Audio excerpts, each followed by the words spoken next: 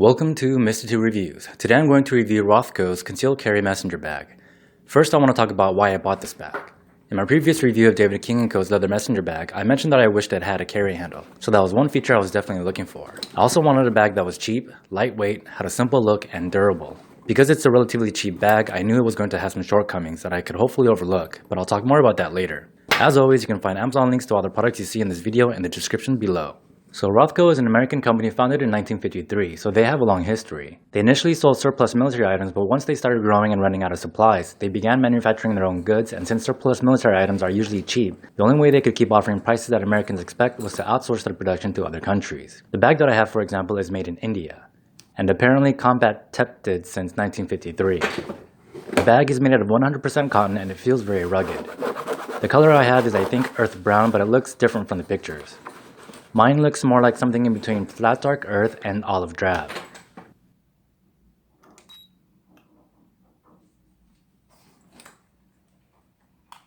It weighs 2.85 pounds or 45.5 ounces or 1.3 kilograms, which surprised me because that's exactly how much my leather bag weighed before I took off 2 ounces of needless leather. So my leather bag now is actually lighter than this bag. It's got a low profile handle which I like, with some kind of plastic insert to help hold its shape.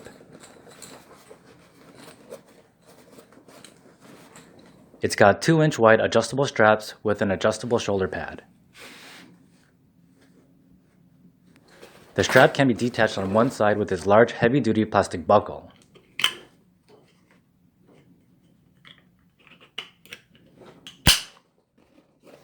It looks to be stitched pretty well to the bag with this brass eyelet as an additional support.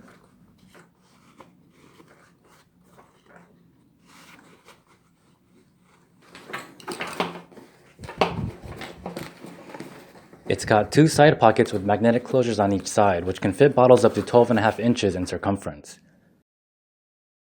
The pockets are about 5 inches wide and 8 inches deep. I prefer it had flaps so it has more weather protection in case you decide to keep smaller items in there. The bag itself is about 18 inches wide, 14 inches tall, and 5 inches thick, give or take a few inches since the bag folds down and expands. On the back, you have 2 zippers that give you fast access to the concealed carry compartment, which I'll get to later. And on the top, you'll notice another zipper by the handle that lets you access anything inside the bag from the top. Now this is a feature I really like because I like being able to get to my things with one hand.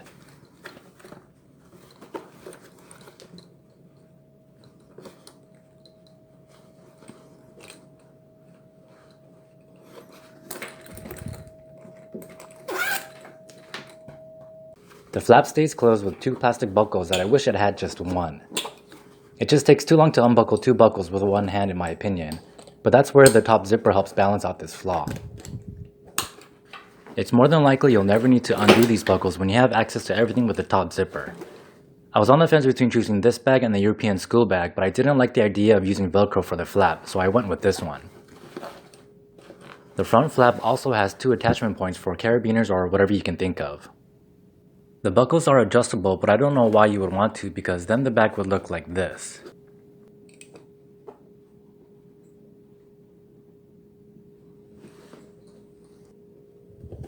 I just keep the buckles at the tightest setting, and even then you could still see some of the black MOLLE webbing, which kinda gives it away that it's a tactical bag.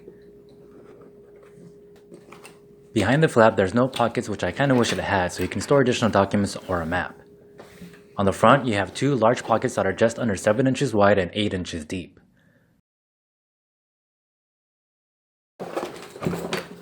These also have magnetic closures.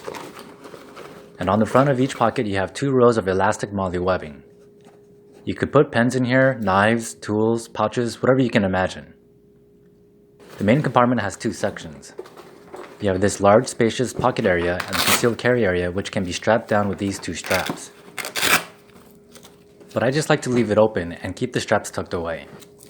The divider has some kind of plastic insert to give it some rigidity. And there's also some padding on this side. The concealed area is covered in loops on both sides to attach any holsters or pouches that use Velcro. And there's some padding on this side as well, so you could keep a laptop up to 13 inches in here. The larger pocket area can fit a laptop up to 15.5 inches. The concealed area also has 2 elastic straps on either side for holding spare magazines. Now, I didn't buy this bag for its intended purpose, but I'll use my Nerf toy to demonstrate some possible configurations anyway.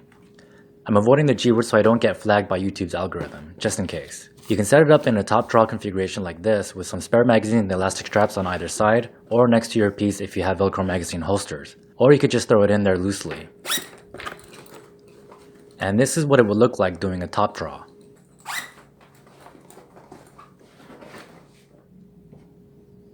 You can also access your piece using the zippers in the back if you set it up in a side drawer configuration. You may want to angle your magazines so they don't get caught against the zippers. You'll also want to make sure the shoulder strap is the correct length so you can completely unzip the zippers.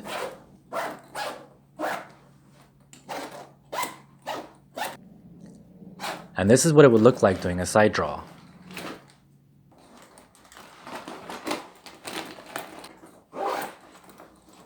Now that I'm done talking about its features, I want to talk about some of the drawbacks or modifications I would do to it. One drawback is the low build quality, evidenced by the loose stitchings you'll see everywhere. But this is a minor drawback in my opinion, as it's an easy fix and acceptable for what you get for the price of the bag.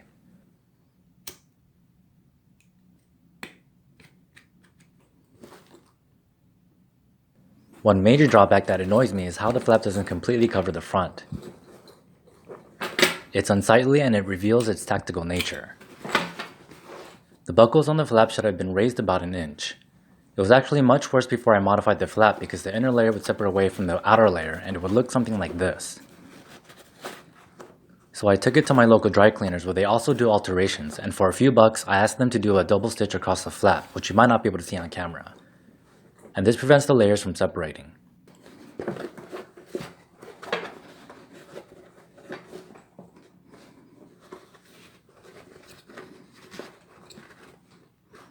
But even with that modification and the buckle in the tightest setting, it still doesn't completely cover the front. Another modification I might do is to take out this rigid insert to save weight.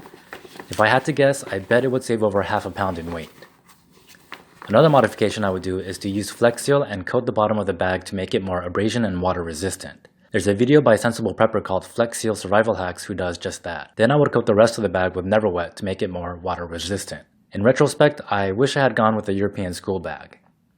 I haven't decided yet what I'm going to use this bag for, but some possibilities include a medical bag paired with Condor's pack insert, a tool bag, or some kind of go bag I would keep in a car or office. And that concludes my review of Rothco's Concealed Carry Messenger Bag. Again, you can find Amazon links to all the products I mentioned in this video in the description below. Give this video a like or thumbs up if you found this info helpful. Coming up next on Mr. 2 Reviews, I'm going to review eBag's Professional Slim Junior Backpack. Subscribe if that's something you might be interested in, and I'll see you next time.